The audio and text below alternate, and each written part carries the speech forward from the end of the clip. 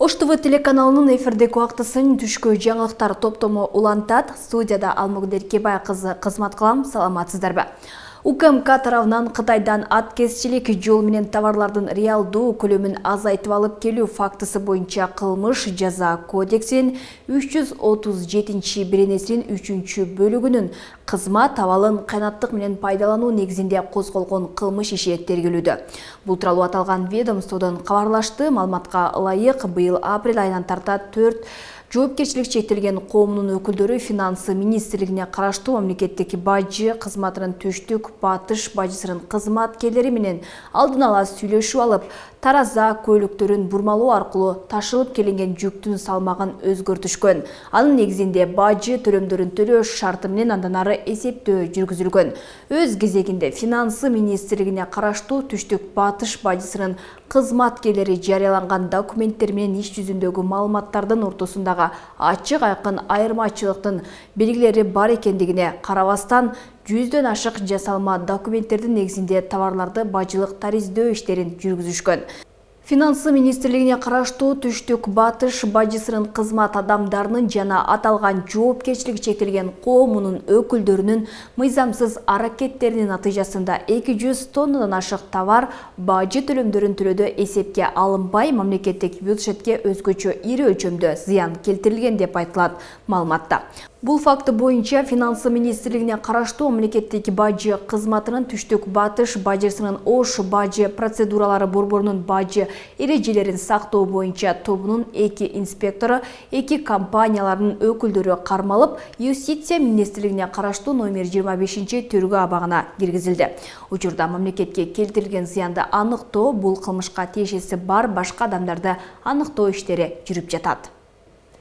Кумтөр үчүн кабыл алынган кыянат чечимдердин жоопкерчилиги эч качан эскирбейт. Алтын кен боюнча Курманбек Бакиев 10 жылга сыртынан соттолду. Экс-президент менен бирге анын уулу Максим Бакиев, Алексей Елисеев жана геология агенттигинин мурдагы жетекчиси Капар Курманалиев дагы сот жоопкерчилигине тартылды. Буга чейин Кумтөр иши боюнча туңгуч президент Аскар Акаев дагы сурак берген болчу. Эл рызкысына кол салып, улут кызыкчылыгына каршы иш жасаган аткаминерлердин жазасы жетиштүүбү? Кененирээк алдыдагы сюжетте. Кумтөрдөгү улут кызыкчылыгына каршы келишимдерден улам мурдагы президент Курманбек Бакиев баш болгон 6 киши сырттан эркинен ажыратылды. Экс-президенттин жоопкерчилиги баш болгон мындай чечимди 1-май райондук соту чыгарды. Соттун өкүмү ушул жылдын 1-мартында жарыяланып, бирок коомчулукка эми белгилүү болду. Бакиев коррупция жана уюшкан топтун кызыкчылыгында жасалган оор зыян боюнча айыптуу деп табылып 10 жылга кесилди. Мурдагы өлкө башчысынын башка дагы сот чечимдери болгондугуна байланыштуу жалпы 30 жылга соттолду. Мындан сырткары мүлкүн конфискациялоо боюнча бүтүм чыккан, алтын боюнча айыпталган 6 кишини тизмектесек. Максим Бакиев 13 жылга кесилип, бирок буга чейинки сот чечимдерине ылайык өмүр бою эркинен ажыратылмай болду. Экинчи, Алексей Елисеев 12 жылга соттолду, бирок ал дагы мурунку иштерине байланыштуу жалпы 30 жылга эркинен ажыратылды. Үчүнчү, геология жана минералдык ресурстар агенттигинин мурдагы жетекчиси Капар Курманалиев 10 жылга кесилип, мурунку сот өкүмдөрүнө ылайык 13 жыл жаза мөөнөтү аныкталды. Төртүнчү, финансы министринин мурдагы орун басары Эмирлан Төлөмүрзаев 12 жылга эркинен ажыратылды. Бешинчи, мурдагы тышкы соода жана өнөр жай министри Садридин Жээнбеков 10 жылга камалды. Ошондой эле өкмөттүн мурдагы юристи Елена Белковская 9 жылга соттолду. Буга чейин алтындын арты менен Кыргызстандын биринчи президенти Аскар Акаев да айыпталып бир канча жолу сурак берген. Ал 2005 жылы качып кеткен бойдон 2021 жылдын 2 августунда тергөө менен кызматташуу үчүн өлкөгө биринчи жолу келген. Бирок Акаевга соттун өкүмү чыккан эмес. Мындан улам коомчулук эл рызкысына кол салып, пайдасыз келишим түзгөн аткаминерлердин жазасы жетишсиз дешет. Чындап элдин рызкысына кол салган адам бул 10 жылга татыктуу эмес да. Андан да көбүрөөккө кетип, мындай акыл эсине киргидей кылып жаза берсе, мен ошого ыраазымын.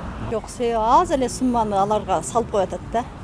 Болбогон эле ал акчадан алар канчаны жеди.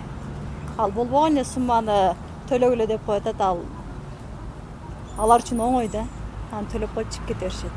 Андан көрө ошончолук жедиби эки эсе кустуруш керек да. Ошондо эч ким мындай жей албайт да. Ал кичине акчаны берип коюп кете берет да. Жей берейин 30 миллион, бир 10 миллион менен кутулуп кетем деген ошондой ойлоном да.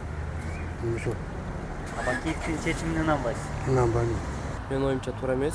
Аларды кустуруп, мындай ашыгы менен кустуруп, жана камаш керек, ошентип эле ойлойм болгону. Эгер анын күнөөсү болсо, чынында, эгер ошо сот тарабынан ошондой чечимдер болуп чечилсе, менин оюмча камаш керек, эгер күнөөсү болсо. Алтындагы афера муну менен токтоп калган эмес. Кумтөрдү мамлекетке өткөн күндөн тартып башкарган Теңиз Бөлтүрүк алтындын акчасынан кымырууга шектелип өткөн жылдын сентябрында камалган болчу. Башкы прокуратура Теңиз Бөлтүрүк мамлекетке 1 миллиард 146 миллион сом зыян алып келген аныктап, 830 миллион 826 миң сомун мамлекетке кайтарды. Атка минерге кен казуу жана сатуудагы мыйзамсыз жемкорлугуна карата 3 кылмыш ишин козгоп, алтындын акчасын эсепсиз иштеткенин дагы ачыктаган. Канча деген премьер-министрлер камалды ушундардан, туурабы? Канча да премьерлер. Канча деген президенттерибиз иштеп атты. Бирок Кумтөр ошол бойдон эле өзү, ушул чоңдор өзү эле уурдабастан Канадада уурдап чыгып кетип атты, туурабы? Эми ошон үчүн мына жакында эле чыккан соттун чечими бул эң туура. Мунун сурокдаунусу болбойт. Муну туура эле соттоп атышат. Мен буга кошуламын. Элдин рызкысына кол салгандарды соттоп, аларды камап, алардан ошол акчаларды өндүрүп алганга мамлекеттин күчү жетет. Кумтөр өлкөдөгү ири өлчөмдүү алтын өндүрүүчү жалгыз кен жана казынанын эң башкы булагы. Кенди 2021 жылга чейин канадалык Centerra Gold компаниясы башкарып келген. Учурда 100% улутташтырылып, жыл башынан бери 26,78 миллиард сом салык катары төлөнгөн. Абдумалик Базарбаев, Бектур Мойдунов, Ош ТВ. Бүгін 13 июнда мамлекеттик Аларча резиденциясында президент Садыр Жапаровдун төрагалыгы астында коопсуздук кеңешинин жыйыны өтүүдө. Анда коргоо министрлиги тарабынан жаңы аскердик доктринасынын долбоору тууралуу маалымат айтылды. Аскердик доктринанын өзгөрүүсүнө баш мыйзамдын жана улуттук коопсуздук концепциясынын өзгөрүүсү, дүйнөдөгү жана Борбор Азиядагы аскердик саясий кырдаалдын өзгөрүшү, аскердик өнүгүү көйгөйлөрү жана заманбап чакырыктар себеп болгону айтылды. Маалыматка ылайык жаңы аскердик доктрина коргонууга негизделген. Тактап айтканда, агрессияны болтурбоо, Кыргызстан аймактык көз артууларды аскердик күч менен чечүү максатын колдобойт деп жазылат бүгүнкү сунуштамада. Жыйындын жүрүшүндө Кыргызстандын аскерлеринин саны акыркы 2 жылда көбөйүп, кошумча батальондор түзүлгөн. Транспорт министри Тилек Текебаев Туашудагы Кусейин Көлбаев атындагы туннелдин ремонту кандай жүрүп жатканын көрүп келгенин билдирди. Эскерте кетсек, социалдык тармактын колдонуучулары унаа өткөн жайдын ичин суу каптап, автоунаарга ыңгайсыздык жараткан видеолор менен бөлүшкөн. Элдин кайрылуусу менен Туашуга келип, туннелдин ремонтун тездетүүнү тапшырдым. Тезинен бүткөрүү үчүн бардык аракеттер көрүлүүдө. Учурда жарыктандыруу иштери жүрүүдө. Андан соң дароо эле жаңы асфальт төшөлөт. Бүгүн туннелдин канализациясына таштанды толуп, суу акпай, айдоочуларга ыңгайсыздык жаратып калган экен. Маселе тезинен чечилип, учурда калыбына келди, деди Текебаев. Туннелди оңдоо иштери 10 июнда башталган, жолду оңдоо иштери 30 июнга чейин жүрүп, мал менен унаа кыймылына чектөө киргизилери айтылган.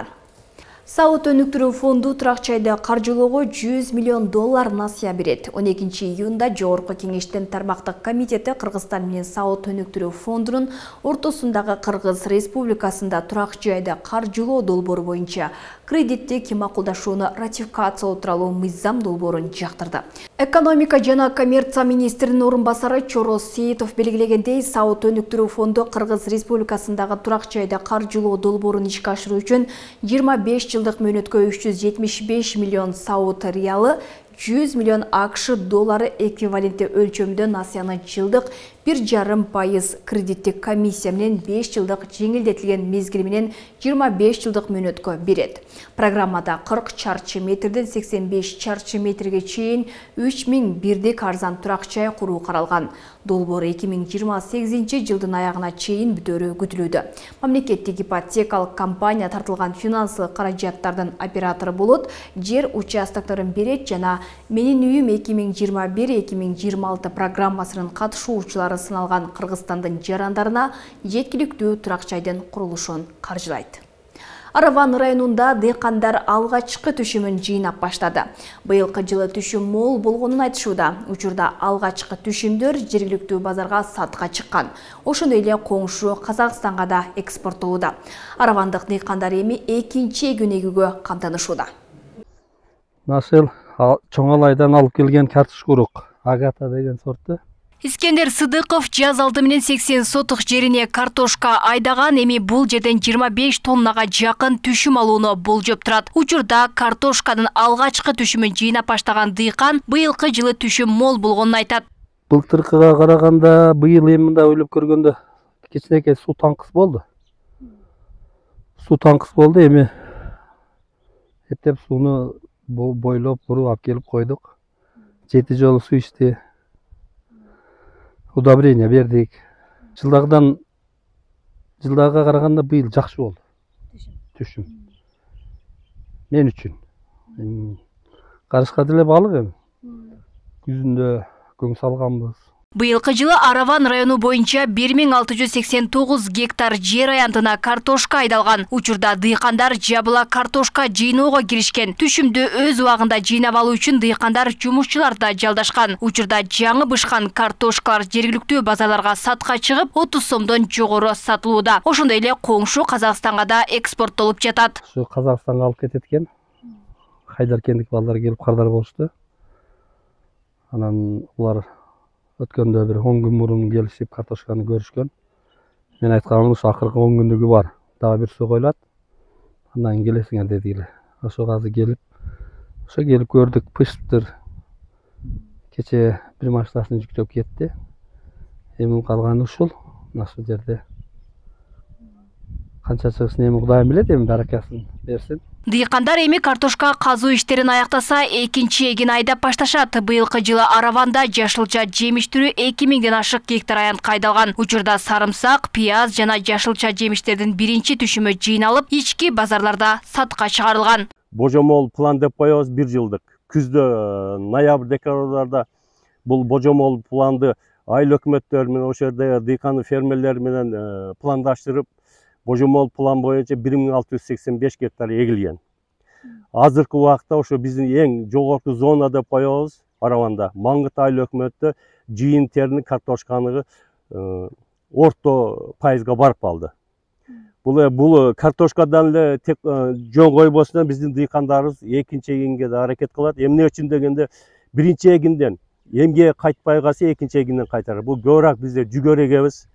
Эрте пышуучу 60-70 күндүк жүгөр экинчи эгин менен ошо эмгебизди кайтарганга, жерди ушул бакканга ошол экинчи эгин менен жабабыз, Кудай буйруса, жүгөрүнү. Эске салсак, быйыл айыл чарбасын каржылоо 11 долбооруна республикалык бюджеттен 3 миллиард сом каралган. Аталган сумма 3348 дыйканга бөлүнүп берилген. Алмагүл Эркебай кызы, Жылдыз Кадырбаева, Ош ТВ.